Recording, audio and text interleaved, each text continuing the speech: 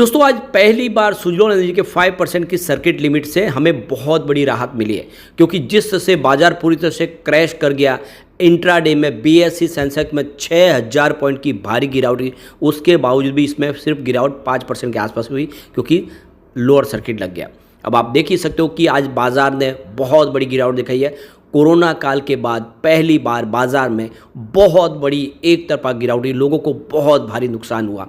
और आप देख सकते हो कि इसके पीछे सबसे बड़ी वजह ये रही कि एक तो एग्जिट पोल ने पूरा का पूरा माहौल बदला, और जो रिजल्ट के सामने देखे तो रिजल्ट कुछ और दिखाई दिया, और इसने देख सकते हो कि बाजार में गिरावट और बढ़ा दी, क्योंकि उससे पहले बाजार कुछ अच्छा तेज़ी दिखा चुका था कल के दिन, और उसके सामने आज भारी गिरावट हुई। अब आगे की क्या संभावना, क्या सुजलॉन एनर्जी में हमें इस समय इन्वेस्टमेंट करना चाहिए, क्या ग्रीन एनर्जी सेक्टर में आगे भी सरकार का सपोर्ट वैसे ही जारी रहेगा, जानने की कोशिश करेंगे इस वीडियो के माध्यम से।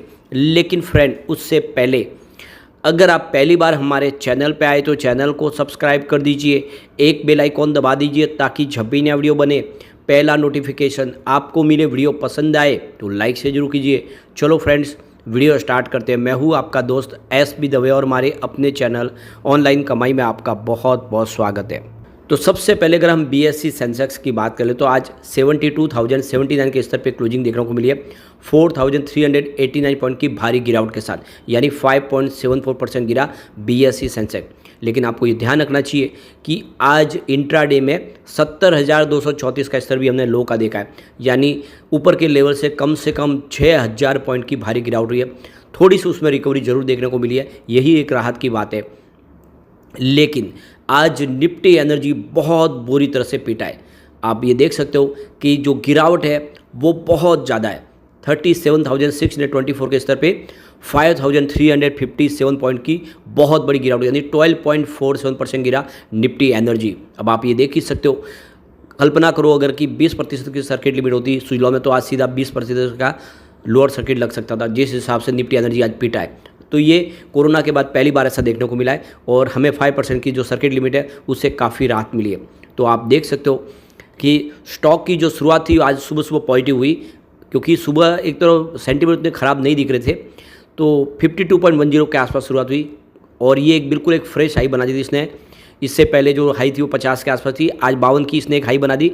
लेकिन फिर जो है गिरावट का दौर शुरू हुआ एक तरफा, तो 47.50 पर 5% का लोअर सर्किट लग गया। अब आज वॉल्यूम में बहुत ज़बरदस्त जंप देखने को मिला, क्योंकि काफ़ी लोगों ने जम के यहाँ पे बिकवाली भी किया, लेकिन सामने कुछ खरीदारी भी हुई है। तो पिछले एक महीने पहले इसका 4 करोड़ का डिलीवरी बेस काम हुआ था, 1 वीक पहले 6 करोड़ का टोटल डिलीवरी बेस वॉल्यूम हुआ, और अगर आप बात करें कल की तो कल 7 करोड़ का डिलीवरी बेस वॉल्यूम था, क्योंकि ये असेंबली स्टेज 4 में शामिल है। इस वजह से यहाँ पे आप डिलीवरी ही ले सकते हैं, इसमें आप इंट्राडे ट्रेडिंग नहीं कर सकते। उसके बावजूद भी आज वॉल्यूम 13 करोड़ के आसपास पहुंच गया है, पूरा का पूरा डिलीवरी बेस। यानी आप देख सकते हो कि लोगों ने यहाँ पे अपनी बिकवाली भी की, और कुछ लोगों ने यहाँ पे इस लेवल पे डिलीवरी भी उठाई है। अब यहाँ पे देख सकते हो कि जैसे ही आज सुबह का माहौल शुरू हुआ, जैसे वोटिंग काउंटिंग शुरू, इसके बाद में बाजार ने गिरना शुरू किया, और आप देखें तो सेंटीमेंट पहले से ही बिगड़ चुके थे, क्योंकि 8:30-9 बजे के आसपास ही लगने लगा था कि इस बार जो आंकड़े हैं वो उत्साहवर्धक नहीं होंगे, और ऐसे में फिर गिरावट का दौर शुरू हो गया। अब यहाँ पे सवाल ये आता है कि सरकार तो एनडीए की ही बनेगी, क्योंकि एनडीए के पास ही सीटें हैं जितनी चाहिए। 272 आप देखें तो मेजोरिटी सरकार बनाने के लिए चाहिए, या इनके पास करीब 295 के आसपास सीटें तो सरकार बनाएंगे। लेकिन इसमें बीजेपी की सीटें कम है, वो 242 के आसपास दिखाई दे रही है, जबकि 272 चाहिए, कम से कम 30 सीटें और चाहिए इनको। तो ये सबसे बड़ी बात है कि अब जिस तरह से एग्रेसिव तरीके से जो डिसीजन लिए जा रहे थे पीएम की तरफ से, उसमें अब थोड़ा सा आप देखें तो ठहराव सा दिखाई देगा, क्योंकि उनकी खुद की अब पूरी तरह से पूर्ण बहुमत की सरकार नहीं होगी। दूसरों का यहाँ पे सपोर्ट उनको लगेगा, तभी वो सरकार चला पाएंगे। और ऐसे में आप आने वाले समय कुछ स्टेबिलिटी तो रहेगी बाज़ार में, क्योंकि सीटें कंफर्टेबली अच्छी है एनडीए की। लेकिन फिर भी देखना होगा कि किस तरह से फैसले लिए जा सकते। लेकिन जो फैसले पहले लिए जा चुके वो तो आगे बढ़ेंगे ही, तो रेलवे इंफ्रा के लिए हो या फिर ग्रीन एनर्जी सेक्टर के लिए जो सरकार ने अपने गोल सेट किए हो, वो आगे भी जारी रहेंगे। ऐसे में इस सेक्टर से संबंधित जो कंपनियाँ हैं उनमें आने वाले समय तेज़ी जरूर बनेगी। पॉलिसी में कोई बड़ा बदलाव नहीं देखने को मिलेगा इस नई सरकार के गठन के बाद में। तो ये अब तरह देखें तो जो गिरावट है वो हो चुकी है। थोड़ी और गिरावट भी हो सकती है, क्योंकि फिलहाल एफआई इस समय बिकवाल बने हुए हैं और उनको एक मौका मिला फिर से वो बिकवाली कर सकते हैं।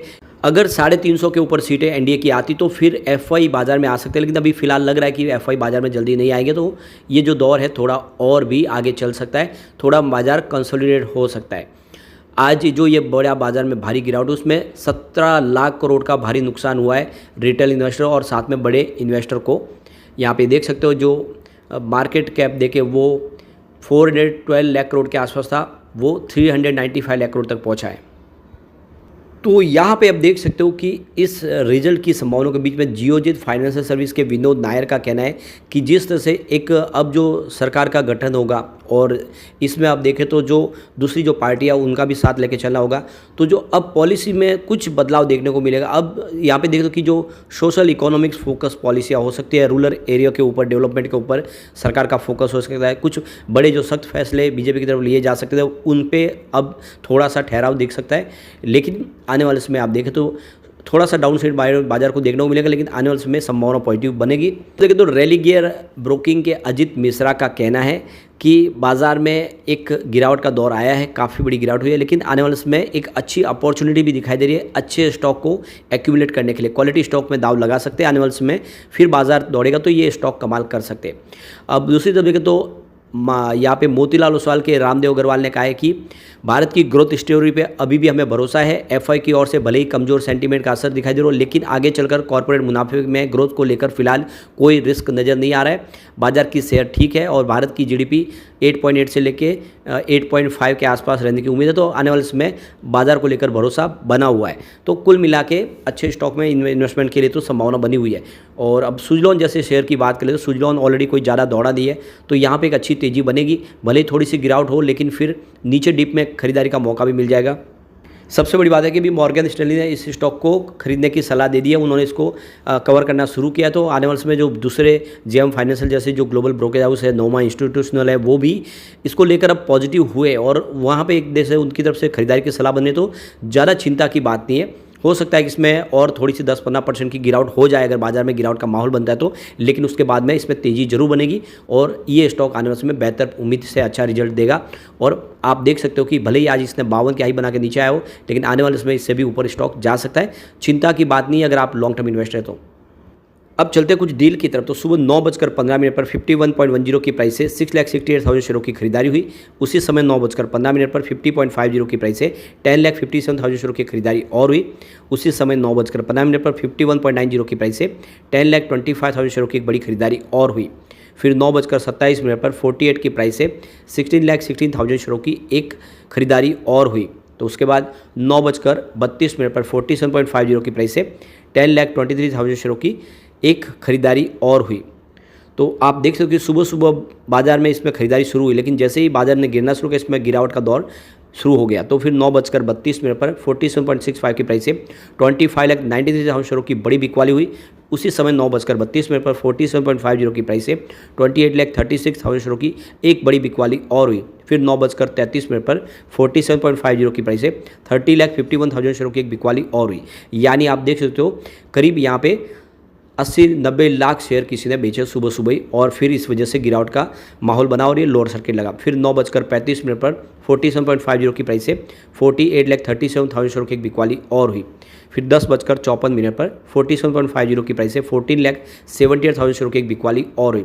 11:17 पर 47.50 की प्राइस से यहाँ पे करीब देख सकते हो कि 1,24,23,000 शेयरों की बम्पर बिकवाली की, यानी किसी ने करोड़ों शेयर बेचे हैं और इसी वजह से सर्किट खुलने की संभावना नहीं रही। फिर 11:18 पर 47.50 की प्राइस से 13,02,000 शेयरों की एक खरीदारी बिकवाली और हुई। तो ये क्लियरली आप समझ सकते हो कि आज कुछ बड़े फंड हाउस ने गिरावट हुई उस वजह से अपना प्रॉफिट बुकिंग किया है, तो ये लोअर सर्किट लग गया, लेकिन जल्दी यहाँ पे फिर तेजी बनेगी। चिंता की बात नहीं, अगर आप लॉन्ग टर्म इन्वेस्टर तो बने रहे, लेकिन फ्रेंड कोई भी इन्वेस्टमेंट करने से पहले अपने फाइनेंशियल एडवाइजर से बड़े ले ले या अपना खुद का रिसर्च करें, क्योंकि मैंने वीडियो आपके एजुकेशनल पर्पज़ के लिए ही बनाया। वीडियो पसंद आए तो लाइक से जरूर कीजिए और चैनल को सब्सक्राइब कर दीजिए। Thank you friends.